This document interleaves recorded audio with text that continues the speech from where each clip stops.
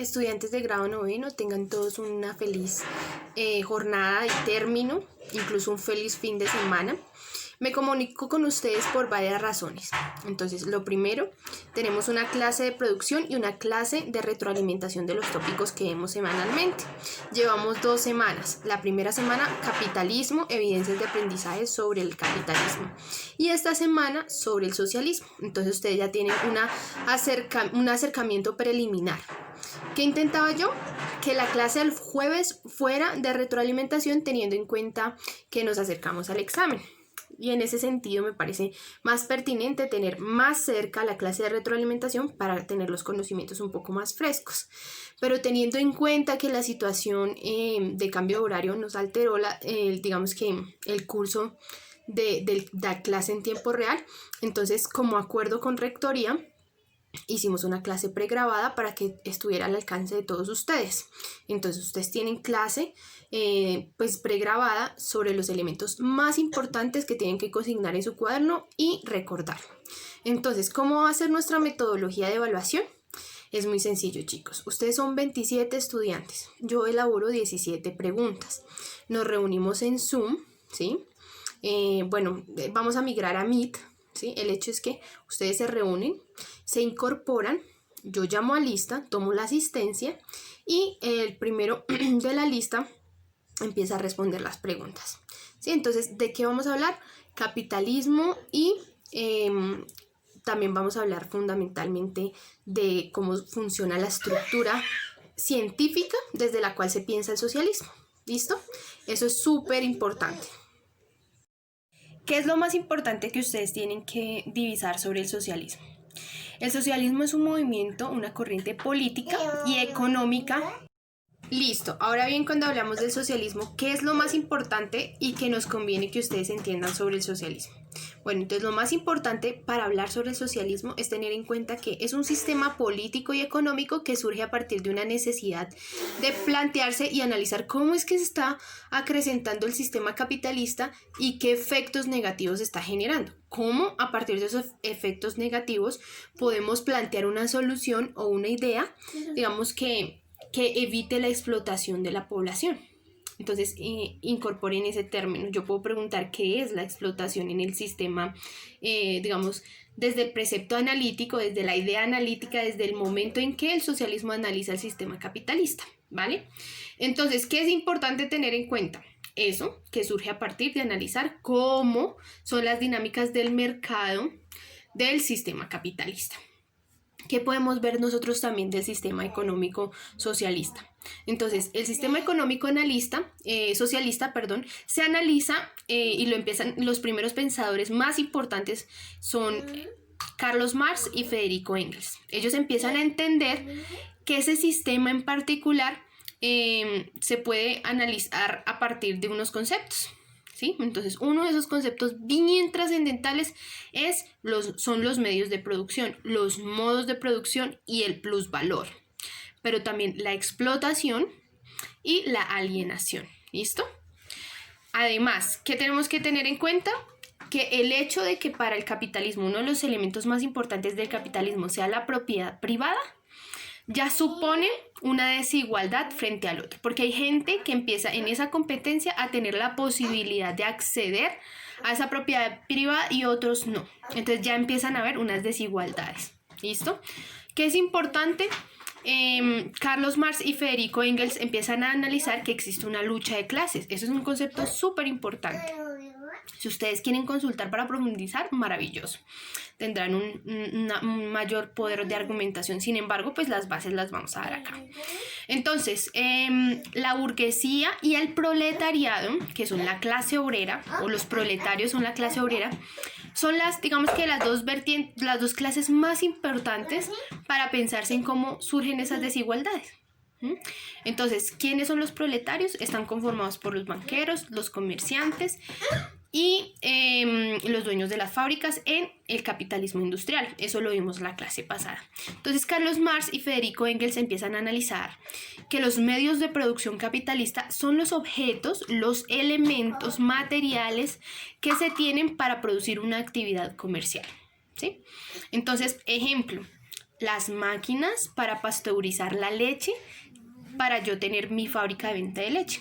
Entonces esas máquinas, las cantinas, digamos que los coladores, los recipientes, los plásticos, los elementos publicitarios, todos esos objetos son necesarios para yo producir y comercializar mi leche, ¿verdad?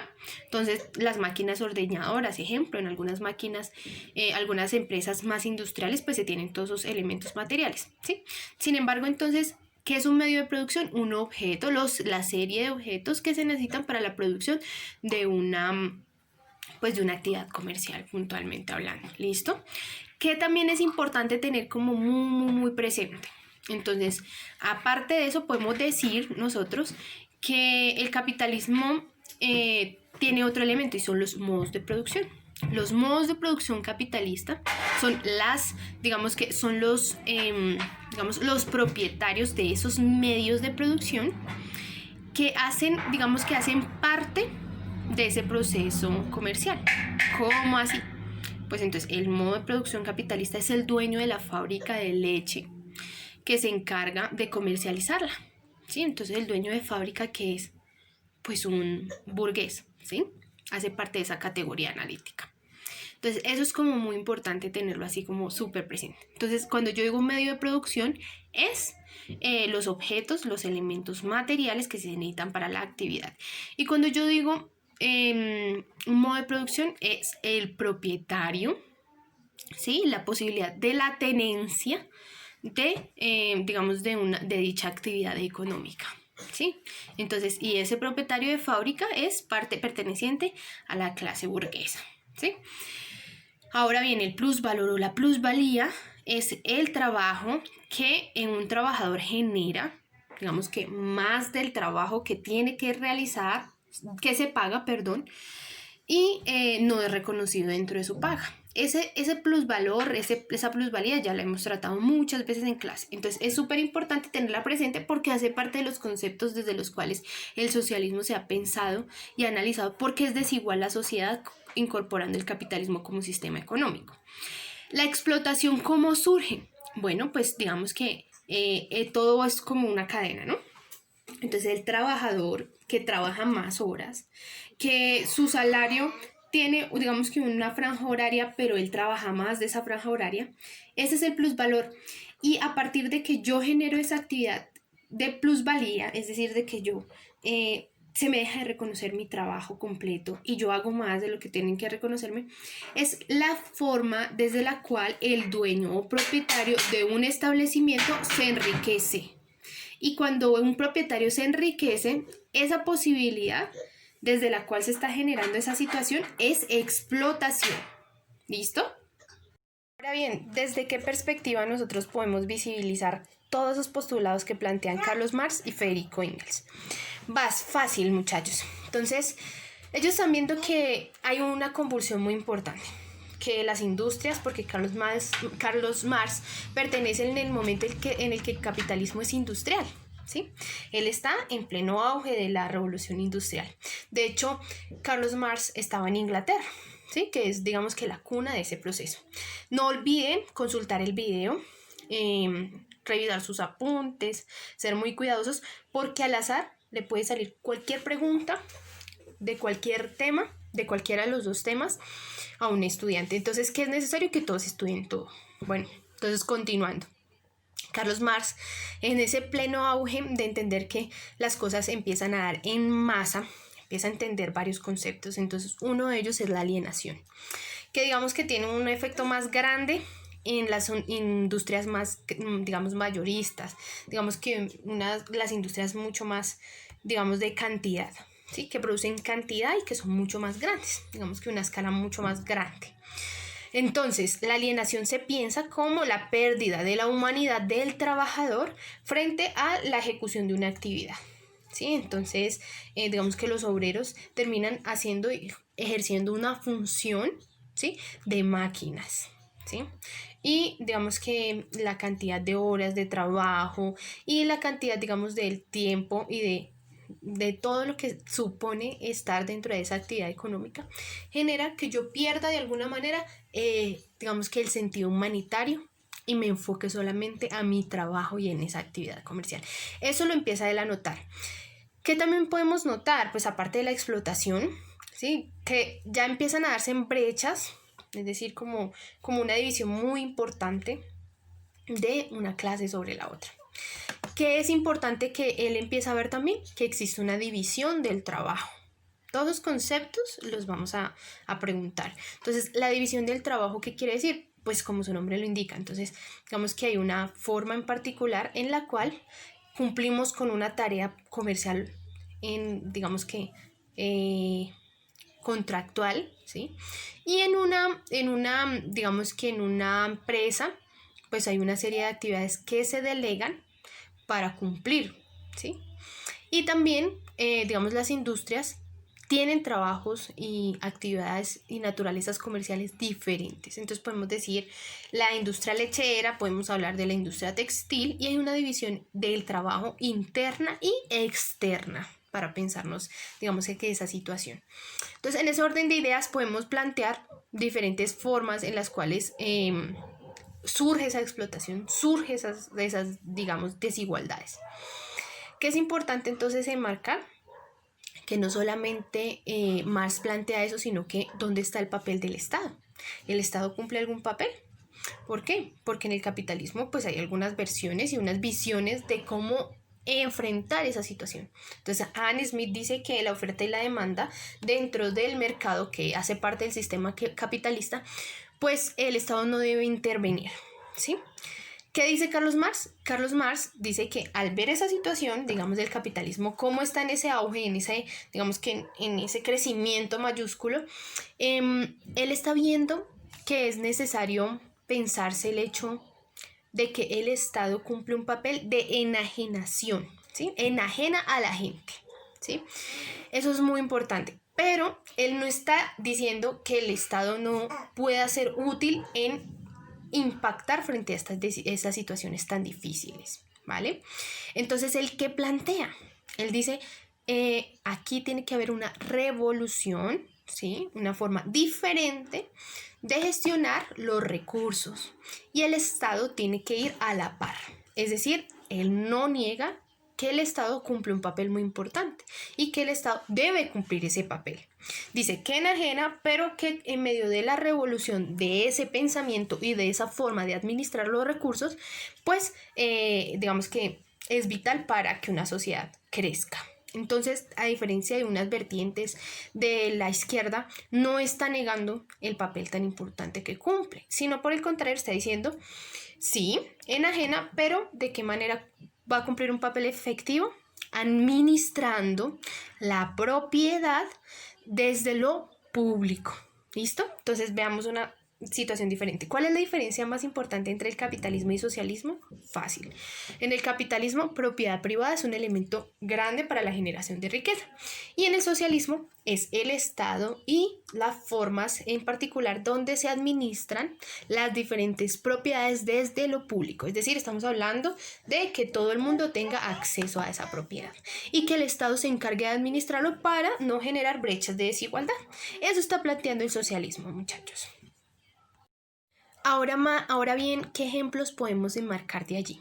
Que son muy vitales. Entonces podemos decir que la Unión de Repúblicas Socialistas Soviéticas es el primer preámbulo en el cual, es decir, es el principio desde el cual digamos que una sociedad se une con diferentes digamos países buscando, ¿sí? que el Estado administre de forma equitativa. ¿Y cómo sería la administración equitativa?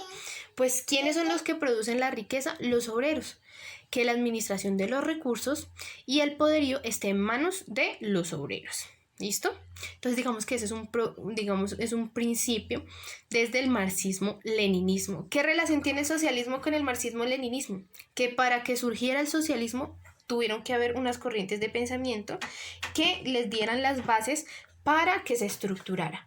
Y esas corrientes de pensamiento son el materialismo histórico y el marxismo. Entonces, el marxismo es marxismo-leninismo porque Lenin, ¿sí? Un líder ruso que plantea la importancia de que el proletario y obrero sea el que tenga el poder, digamos que que es una corriente más ligada hacia el sector obrero. ¿Listo? Entonces, cuando alguien me pregunta, ay, profe, pero usted me puso a ver un video sobre marxismo y pues era socialismo, tienen relación total. Es como cuando hablamos de las doctrinas económicas. Ellas están articuladas para pensarse el capitalismo y para la gestión de ese capitalismo. El materialismo histórico y el marxismo están articulados en función de generar ese movimiento político y económico que transforme la administración de los recursos. Eso es muy importante. ¿Qué empezó a plantear Marx y qué es lo que está pasando actualmente? Que el capitalismo va a ser cada vez más desbordante, va a buscar formas desde las cuales, digamos que producir riquezas que se van a desbordar más, no solamente en la gente, sino en los recursos naturales también. Entonces la explotación minero-energética hace parte de esa gramática capitalista. ¿Y qué está generando? Pues digamos que una erosión de la tierra, está generando unos impactos muy negativos en la calidad de vida de las poblaciones. Y adivinen quiénes son las poblaciones más afectadas, pues las proletarias, que son las que tienen menos acceso a los recursos para un espacio de vida más digno, ¿sí? Un espacio físico más digno. Entonces generalmente digamos que nosotros podemos hablar del ejemplo nuestro y Cibate se encuentra digamos que supeditado a unas decisiones de la burguesía colombiana que ha generado que las multinacionales vengan y nos impacten, nos emitan gases, nos exploten nuestra laguna y tengamos dificultades en la salud y un nivel muy alto de morbilidad, incluso mayor factor de riesgo frente al COVID debido a digamos, la emisión, la elaboración de elementos y de materias primas con el asbesto. ¿Listo? Entonces, muchachos, eso es lo que les tenía por decir. ¿Qué voy a evaluar? Yo voy a revisar el módulo, voy a revisar elementos claves de las bitácoras de lectura. Entonces, son 27 preguntas que están relacionadas entre sí. Un abrazo, chicos. Si tienen alguna inquietud, me escriben, me preguntan. Otra cosa, y es un acuerdo con la profe Mayerly, con todo cariño, muchachos, sigamos el conducto regular. No es un crimen que digamos que haya confusiones, porque digamos que en el lapso de la semana existieron confusiones frente a algunas horarias en tiempo real y me pasó en el jueves. Pero lo importante es que nos comuniquemos directamente con el profesor. Profe, es que pusiste a las 11. ¿Sí? Entonces, y a las 11 tenemos con artes. Ah, bueno, chicos, no hay problema. Entonces miremos qué podemos hacer, ¿sí? Pero esas comunicaciones se dan directamente con los profes, ¿vale? Eso ya es un acuerdo, pues, digamos que general, ¿listo? Como les digo, cualquier cosa que necesiten, cualquier pregunta antes de la evaluación, me comenten. La intención es, uno, que sea oral. Segundo, que ustedes de una vez se van con su nota. Entonces, respondiste bien, 10. Respondiste mal, 5. ¿Cuál es mi intención? Que ustedes le apunten a un 10. ¿Listo? Entonces, ¿cómo lo vamos a hacer, muchachos? Muy sencillo, estudiando, repasando, revisándolos. Digamos, yo tengo por medio de Emily Mena el video subido en la nube de Drive. Entonces ustedes pueden acceder a ese video de explicación de la clase de capitalismo y revisar su toma de apuntes. Bueno, chicos, un abrazo, tengan un muy buen término de día y feliz fin de semana. Nos vemos el martes a las 7 de la mañana.